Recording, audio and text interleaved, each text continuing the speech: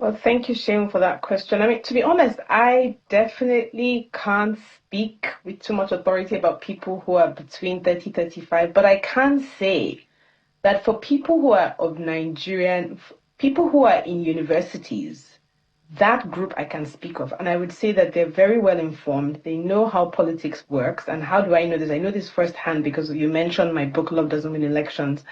And I had the good fortune to be able to take that book to 6 universities between 2017 and 2018. And I was really blown away. And I tell people that if I remain hopeful about Nigeria, it's because of that interaction with young people, because I could see that they really know how the government works, they know how our politics functions, they know what's wrong with it. And then that leads me to the point, it's actually logical for people to be disillusioned.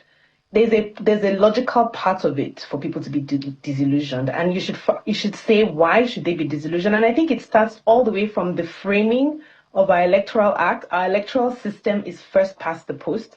That's a very undemocratic and very unfair way of structuring your electoral system. Why is that? We can use the 2023 elections, presidential elections, as an example, where we had three major candidates, Obi, Atiku, and Tinubu, and they all got roughly 36, 30 something each. But the person who became the president, that's Tinubu, literally just got 36% of the votes, means that the majority of people, 60% plus, didn't vote for this person, but somehow he's the winner.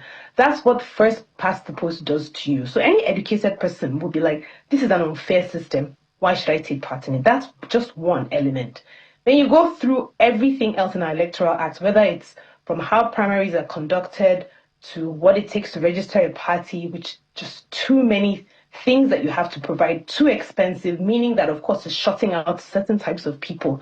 Then you go to the primaries that are, pretty much a selection process, so that by the time you're waving your PVCs around, feeling very powerful on election day, the truth is the majority of the power that you have to actually influence who gets elected has already been lost because you're not a party member.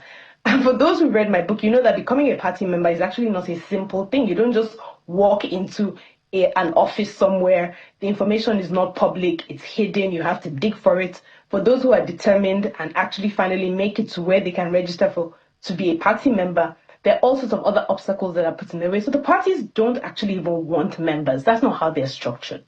So when you look at these different steps, and then you come to the election day itself, where you've had to struggle for your PVC, if you're working, if you're gainfully employed, it's a pain in the ass. You have to take time off work. You finally get it, if you get it at all. Then you go to your polling unit, and then you find that the people who are supposed to be there with your election material are not there.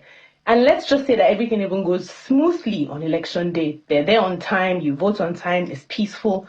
The truth is, collations remain a complete black hole of Nigerian elections, and Nigerians have complete mistrust in the system, and it's rightly so.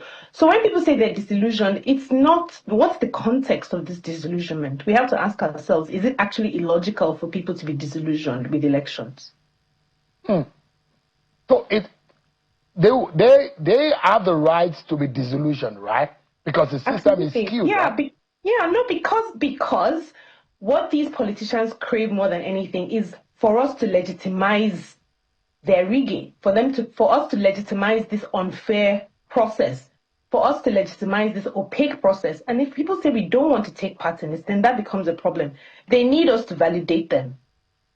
And so fewer and fewer people taking part in the process becomes a problem, at least for those who are thinking. Some of them are not even thinking. They're still happy that, it doesn't matter who comes out, they still win, in quotes. But the country is sliding down, and part of the reason is the way we do our elections. So I actually think when people blame young people or sort of say that it's because they're not aware, again, I've been very surprised, even in where I voted many times in Abuja when I lived there. And even in Hausa, people would be saying what the different steps were required.